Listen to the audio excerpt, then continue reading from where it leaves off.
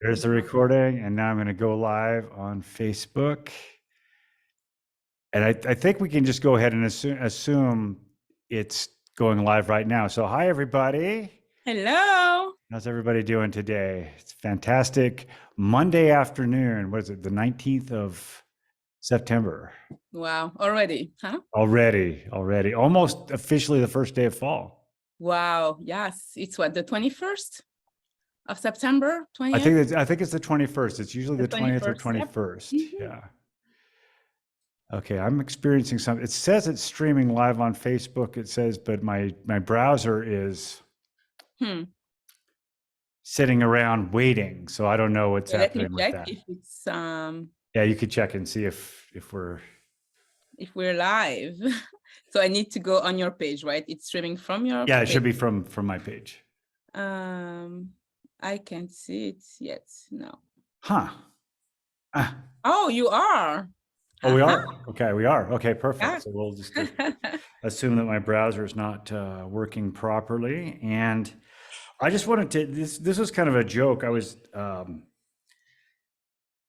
talking to you over text before, and I said I wanted to talk about Tom Sawyer. Yes. And the joke, well, here's why. What I wanted to do, what I had the urge to do was post, you did a Facebook post and you mentioned Tom Sawyer.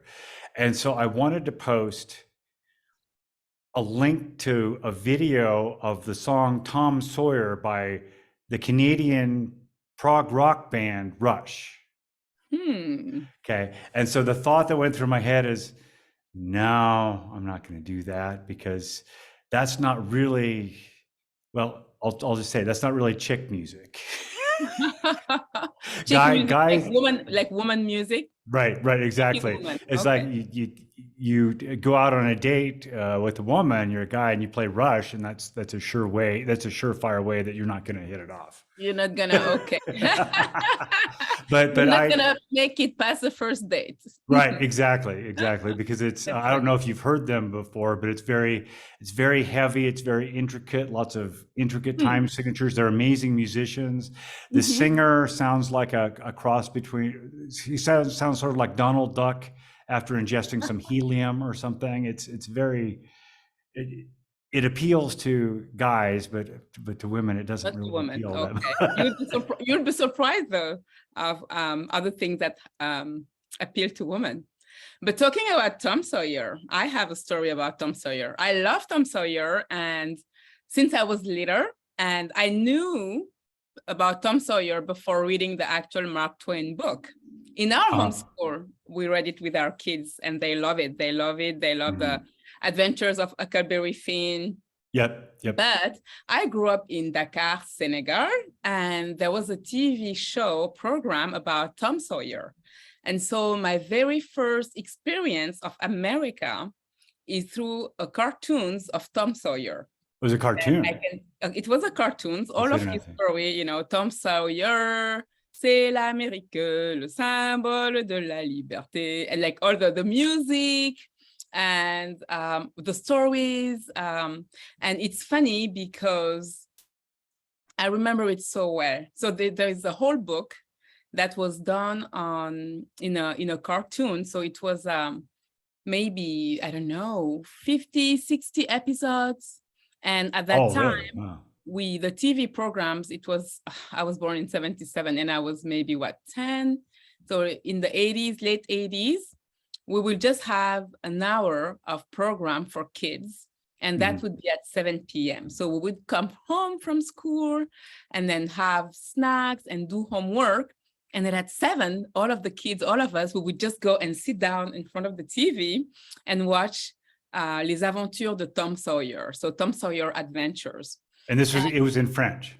It was in French, yes. Okay. Senegal, like the national language is French. And the same way we also did Le Tour du Monde en 80 jours. It's around the world in 80 days. Oh, yes. Yes, that one in TV shows. And then Les Trois Mousquetaires, which is Three Musketeers for Alexandre Dumas.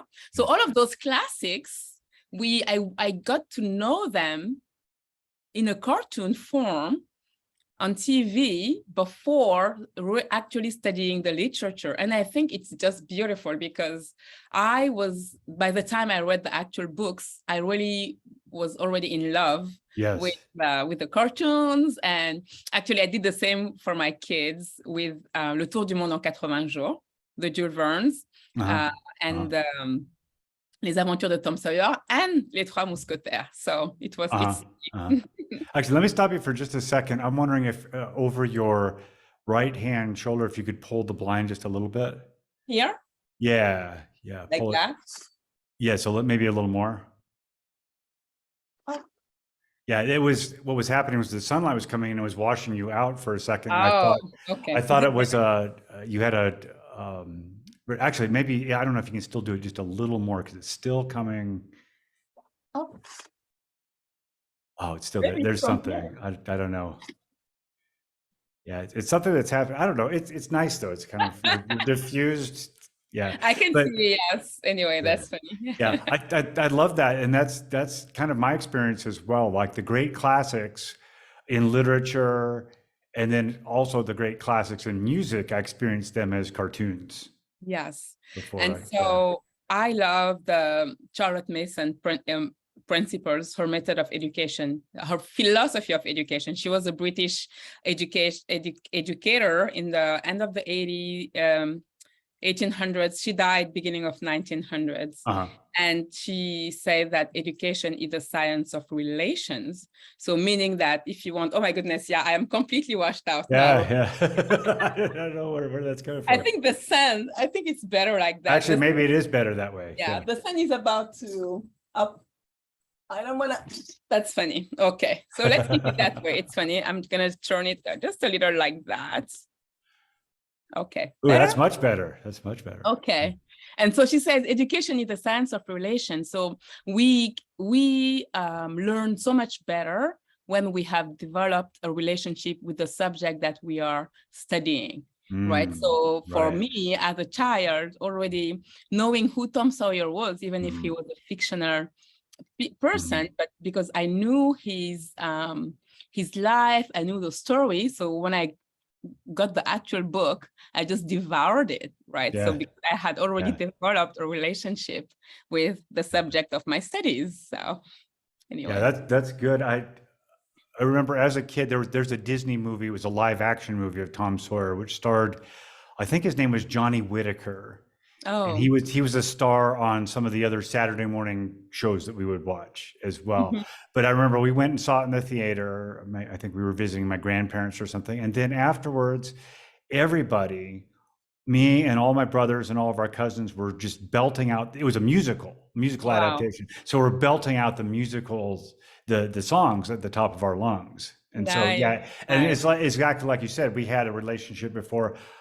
I'm pretty sure I read Tom Sawyer. I don't know if I read Huckleberry Finn all the way through. I don't think it was something that was assigned to us in high school. And of course now it's not. It wouldn't be assigned anywhere. They remove, unfortunately, the classics, right? Because I know some of the criticism, the reason why they do it is that because the language, right? They would use the N word and all of that. Right. And for me, as an N, right, I think it doesn't matter, right? I think it's beautiful literature. I think it reflects very well the thinking, the thoughts, the mindset of the time. So it's actually history. I think it's actually good not to erase it so that people can know, right? So that's why I'm glad I homeschooled, and I still have all of those books in my library. And my kids love reading it, and I do love going to them again and read them, the great classics. Yes, yeah. It's something that's interesting to me also when we talk about, well, I said Disney, like it was a Disney movie, and there are a couple of other Disney movies and short cartoons and so on from Warner Brothers that we would consider now very politically incorrect. Yes. And some of them were a part of my childhood, and I feel like, well, maybe we were right for pulling them out of the, removing them from history or whatever, but maybe we weren't. I don't know. I think it's like if we were erasing Auschwitz and all of those things from history. Right. It should be there. I think. I mean, that's my point of view. And I think Yes. we don't want to go political, but for me, it's good to know history. Yeah. It's Yep. good to live it, right? So that we Yep. know. And anyway, but I do love the classics. And I am also a snob. So it means that I want to, like my son right now at school, and I love his school. I absolutely love his school, but they're studying Homer, and the teacher is giving them extracts of Homer. And I asked her, the teacher, during the parent teacher, like beginning of the year, I said, oh, for me, they should read the whole thing. And she's like, oh, but that it will bore the kids. So I really just made sure I took like the good things so that they won't be bored. I said, I will reading it again, all of it, because I think the beauty is in reading it, all of it. If you kind of take just a part, I don't like that at all. But I'm a literature snob, so I am a snob in many things, and it's me. I am okay. I am proud of. It's okay to be that way. I think it's okay to. Yeah, I fully accept it. Unapologetically, a literature snob. What else are you snob with? Food. Food. Oh, yes. Okay. I am a food snob. Like it doesn't mean I want the more expensive things. I just want the real stuff. Right? If you give me heavy whipping cream, give me the full fat cream. And not any of this fake, like when I was growing up, we called it Cool Whip. I don't know if you had Cool Whip. No. So it's in the freezer. It's in a plastic tub, and I'm not sure what it's made out of. It imitates whipped cream. It's not whipped cream. Oh yeah, I don't like imitation. I would rather eat the real thing. It's the same with like fish. I will eat wild caught. I will eat the grass-fed beef. I would rather not eat beef and eat the, some from time to time because it's a budget, like the real stuff. But yeah, so food is, I'm a food snob. I would say I'm a coffee snob.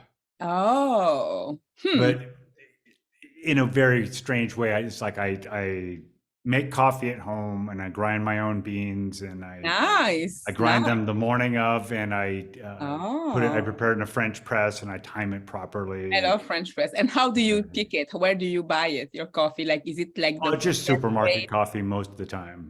Oh, okay. So yeah.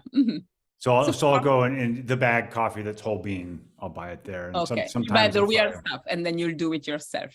Yeah, that's good. And I became a beer snob a number of years ago as well. It's like I couldn't drink the Budweiser or the Coors beer, or it had to be the craft brewery fancy pants beer. Okay. I don't know beer. I don't like beer, so I disappoint you. Maybe not, but no. So I don't know about beer. I know about coffee, but not about beer. Yeah, it's I never could bring myself to do that with wine. So I always got a headache after I'd have red wine, especially. So it depends if it has sulfates or not. So this is something. Yes, also I love red wine, and some people will be surprised to hear that I drink wine, but I do love red wine. I like a glass from time to time, and I love the wine that comes from Europe. So when I buy it, I like to buy it at Trader Joe's, and then I get the good one from Europe that doesn't have all the sulfates. And so a glass is enough, and I don't have headaches usually the next morning. And I would say it's a sulfate that that's the headache and all of it, maybe. So you shop at Trader Joe's? Oh, so there is a story about that. When we moved here, it was if there was no Trader Joe's, it would have been a deal breaker. I love it. There are some things that, like, I was at Trader Joe's maybe a half an hour before we started talking. I buy a lot of the things that come from France, like quick food. I will do they have some tarts, and I know they're from Picard in France. And I know the flour is the great flour. I I know the butter is a real butter. I do love the States. I live here. I love the States, but gosh, I love that there is Trader Joe's here with a lot of the French stuff. Yeah, I don't go to ours too often. It's about a 20-minute drive for Is me. it? Yeah, so, but occasionally if I'm in the neighborhood, I'll pop in there and buy some stuff that I don't know. I do my cheese. The cheese, I eat cheese from France, like the brie comes from Trader Joe's. They have the Comté from France, and they have I love their organic French baguette. It's not from France, but it's okay. It does take away the craving of good baguettes. They used to carry during when the Christmas season starts, they bring the how do you call it? You know, the thing with which you make pie. Like I use it for my quiches, the puff pastry. Puff pastry, yes. So they bring the puff pastry from France, and then I buy like 40, and it's in my freezer. And every Thursday, dinner at my house is quiche, and I use that. I use the French pasta. I want to be at your house Thursday night. Maybe one day, but you live in Colorado, so. Yeah, that's fantastic. There's one other thing I was going to say about the what we were talking about just a second ago. I probably am not going to remember. Maybe. I remember what it was. I don't know how you feel, but sometimes I feel like when I'm working with younger people that there's something in their cultural education that's missing. And I'll give you an example of this. I was talking to one of the guitar students in Denver School of the Arts a couple of days ago, and he's really into John Denver, likes the music of John Denver. And so I said, well, I've got to play this for you. And it was from Monty Python, Monty Python's Contractual Obligation album. It's a track called Farewell to John Denver. And it's basically, here's the sound of John Denver being strangled. And, you know, it's, and it's Monty Python. So it's funny, but this kid had never heard of Monty Python. And I don't know, maybe you've never heard of Monty Python. So that's really a British comedy troupe from they made some movies that were really popular in the mid to late 70s. Okay. And then they had a TV show that was on BBC. So anyway, maybe I need to introduce you to Monty Python. Yes, we'd love. So it's very, very British. You know what? I remember watching a movie called maybe that wasn't that. What's the name again? Say Monkey Pony? Monty Python. Okay, I don't know. There was a British movie that I watched with that kind of name, but I'm not sure. So I would say. Well, there's Monty Python and the Holy Grail. There's Monty Python's Life of Brian, Monty Python's Meaning of Life. Those are the three feature films that they did. Yeah. So maybe you will introduce me to that. Well, maybe, but I was just thinking that we all have probably what we feel are cultural phenomenon that we think everybody should know. Like I'm thinking everybody should know Monty Python or Rush, like I was talking about before, Rush. And of course, that's not true, right? I think the movie was Monty Python, though. You know, I think it was if I remember, some guys who were looking for jobs and they were dancing, and it's an old movie that I remember watching in France. Well, there's definitely some dancing in the Monty Python. Yeah, it was. So maybe. Maybe anyway, that was the thing I wanted to mention. I have to get over my opinion that what I think is culturally important is important for everybody. Yeah, and that everybody needs that. At least it is for you. And I don't know about you, but I am at a place today when I don't expect people to be a certain way or to do a certain way, right? I know my values and I live by my values, and I ask you about your values. Like if I want to be in a relationship with someone, a friend, a grandpa, someone, what makes the beauty of our relationship is that we share. I share my values, that's really, share yours. So I will really try to beautiful. come without pre-assumption, without judgment, without expecting, because as Shakespeare says, he said it, expectations are the roots of all heartaches. I love that. So that's a lesson. That's so true. That's so true too. That's a lesson I've learned well. So I think that's, yes, I'm turning 45 next month. And I would say that, yeah, I have grown a lot. I was reborn this year, you know why, you know where. And yes, so that's just part of the new me. Now coming empty, naked, and then just waiting to receive from the other person and take it from there. Yes, yeah, I love that. And not make assumptions or pre-assumptions. Yeah. Well, it's been, I think we're over 15. I'm pretty sure. Yes, we So are. I'm gonna stop that. We'll say goodbye to everybody. If you're watching, if you're watching now, or you'll watch this replay in the future, thank you for watching. And we'll see you love you all. tomorrow, probably earlier tomorrow. Probably earlier. Okay, so here we go. We're out. Okay, it's out. Oops, I'll stop the recording.